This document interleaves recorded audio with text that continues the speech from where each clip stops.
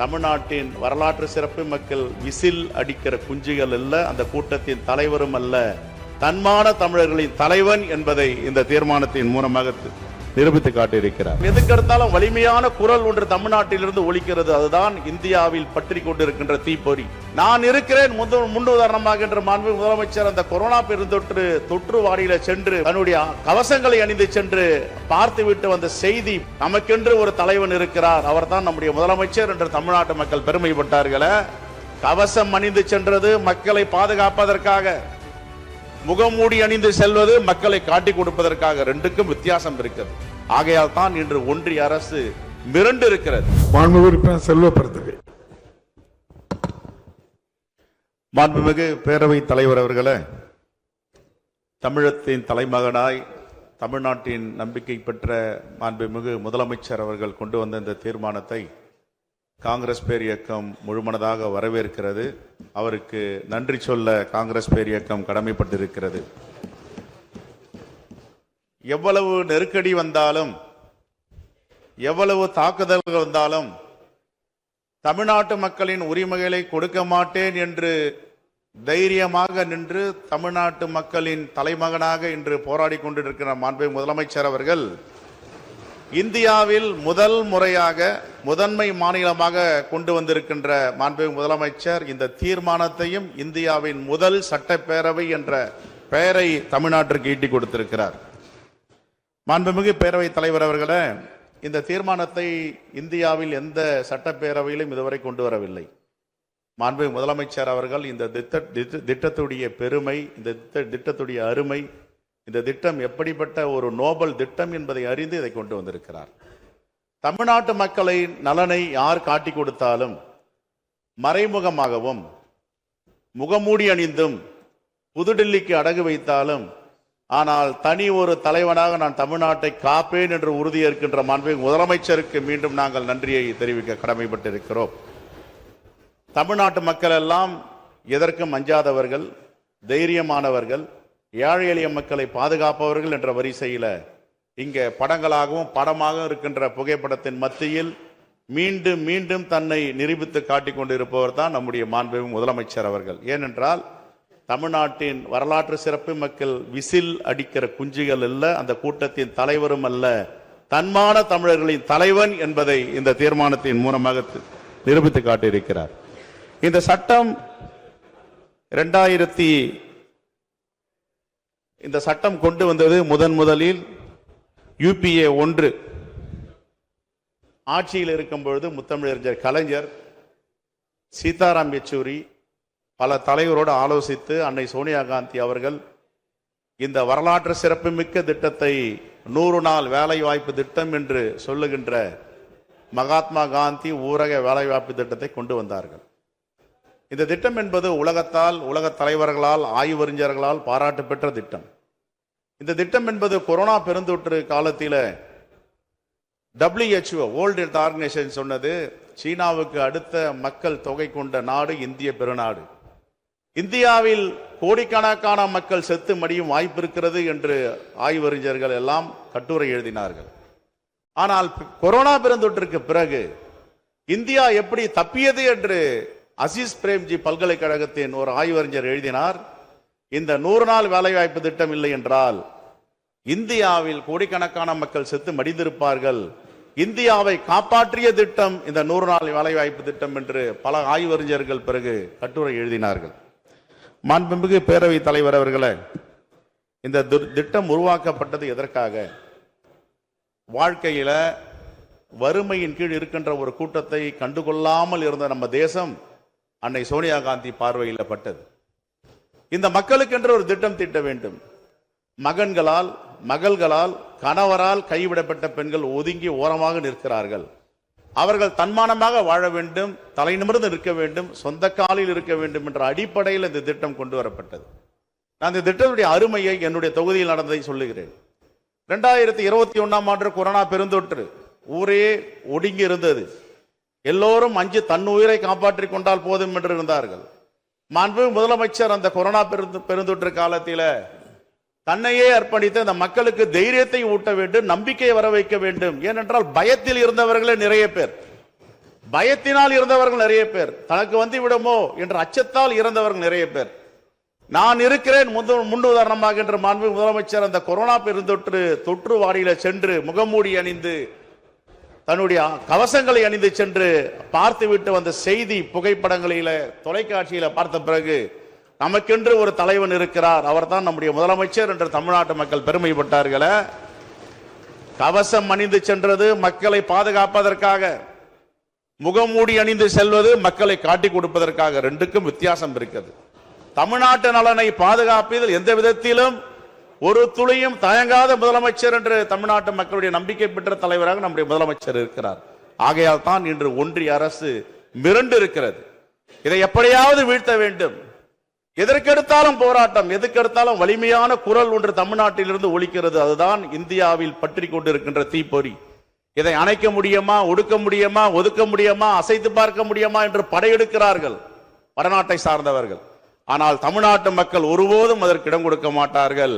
இந்த கொரோனா பெருந்தொற்று காலத்தில் நீங்கள் எப்படி தமிழ்நாட்டு மக்களை காப்பாற்றினீர்களோ வருங்காலத்திலும் எங்களை காப்பாற்றுவீர்கள். ஆகையால் தான் மீண்டும் மீண்டும் நீங்கள் முதலமைச்சராக வருவீர்கள் என்று தமிழ்நாட்டு மக்கள் நம்முடைய முதலமைச்சர் மீது நம்பிக்கை வைத்திருக்கிறார்கள். இந்த நூற்றாண்டு கண்டிராத ஒரு மிகப்பெரிய திட்டம்.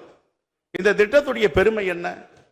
நான் என்னுடைய தொகுதியில கொரோனா பெருந்தொற்றுக்கு பிறகு ஒரு மகன் இறந்து விட்டார், தந்தை இல்லை, தாய் மட்டும்தான்.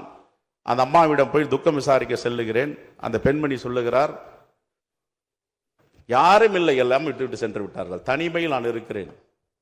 அந்த பெண்மணி சொல்லும் பொழுது, இந்த சேலை நான் கட்டியிருப்பது கலைஞருடைய மகன் முதலமைச்சர் பெயரை சொல்லி அவர் கொடுத்த சேலை பொங்கலுக்கு. இந்த சேலையில நான் முடிந்து வைத்திருப்பது சோனியா காந்தி அம்மா கொடுத்த 100 ரூபாய் திட்டம். என்னுடைய சேலையில முடிந்து வைப்பது 5000 ரூபாய்க்கு மேல் இருக்கிறது.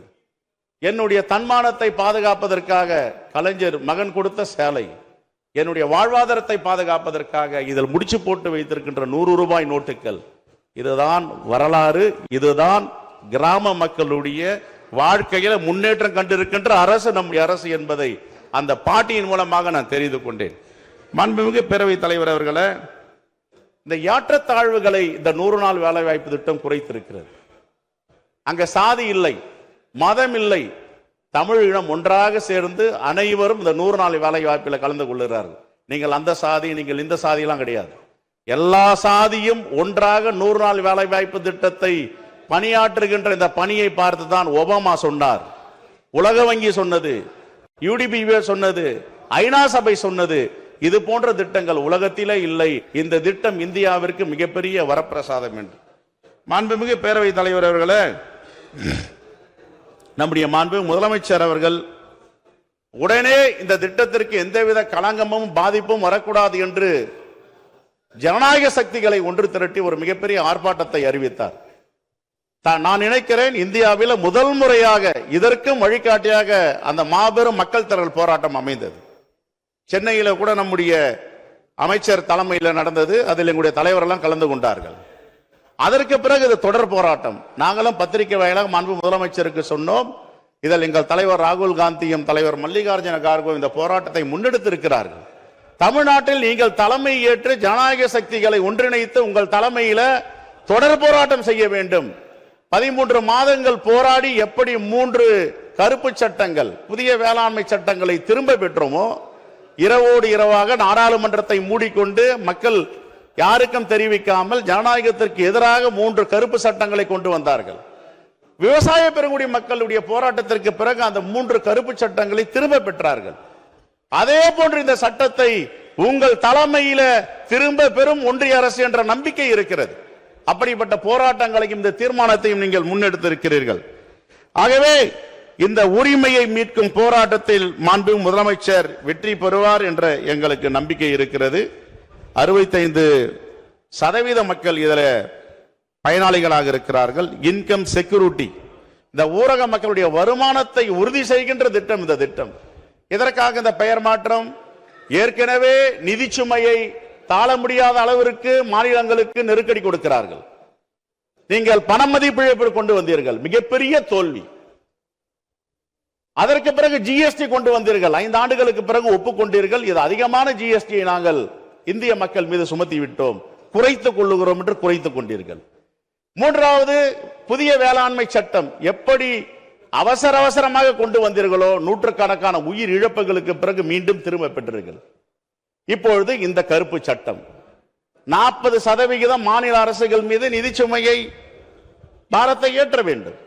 என்ன காரணம்? இந்தியாவிலே முதன்மை மாநிலமாக ஜிஎஸ்டியை ரத்தமாகவும் வெறுமையாக சிந்துகின்ற தமிழருடைய வரியை நாம் செலுத்துகிறோம். அதற்கு உரிய பங்களிப்பை நமக்கு கொடுப்பதில்லை. இந்த பணம் எங்கு செல்லுகிறது? வட மாநிலங்களே, பாஜக ஆளும் மாநிலங்கள், உத்தரப்பிரதேசம், ராஜஸ்தான், மத்திய பிரதேசம், பீகார் போன்ற மாநிலங்களுக்கு இந்த வரி பணத்தை கொண்டு செல்லுகிறார்கள். நான் என்ன சொல்லுகிறேன் என்றால், இப்படிப்பட்ட உன்னத திட்டத்தை யார் யாரெல்லாம் பாராட்டி இருக்கிறார்கள்? ஒபாமா சொல்லுகிறார் அவருடைய G20 மாநாட்டில், innovative successful model for rural employment and poverty reduction worth emulating of other nations, particularly the G20 meeting with the US official highlighting its positive impact on rural income and a crucial safety net during economical distress. இதை Obama பாராட்டுகிறார், உலக வங்கி பாராட்டுகிறது. இந்த UNDP என்ற தி United nation development program, இப்படிப்பட்ட திட்டங்கள் இந்த தேசத்திலே இல்லை என்று, உலகத்திலே இல்லை என்று சொல்லுகிறார்கள். வேர்ல்டு பேங்க் இதை பற்றி மிகவும் உயர்வாக பேசுகிறது. சரி, இவர்கள்லாம் பேசினார்கள். இந்த திட்டத்தை எந்த ஆட்சி கொண்டு வந்திருக்கிறது? ஒன்றிய ஆட்சி. அதோடைய ராஜகுருவாக இருக்கின்ற LK அத்வானி பேசியிருக்கிறார். அவர் என்ன சொல்லுகிறார் என்றால், தி மன்ரிகா 100 நாள் வேலைவாய்ப்பு திட்டத்தை சொல்லி, which has the said helped empower rural people and review economic growth, million of poor rural household by ensuring 100 days employment of the per year with at least 50% of the worker getting the empowerment on the village என்றார். இதை விட யார் சொல்ல வேண்டும்?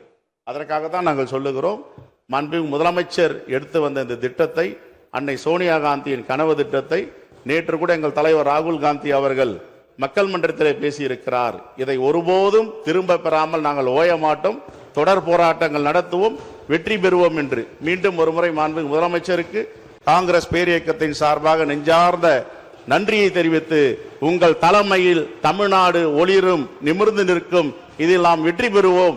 யார் தமிழ்நாட்டை எந்த வகையில் காட்டி கொடுத்தாலும் மக்கள் அவர்களுக்கு தக்க பாடத்தை புகட்டுவார்கள் என்று சொல்லி விடைபெறுகிறேன். வணக்கம்.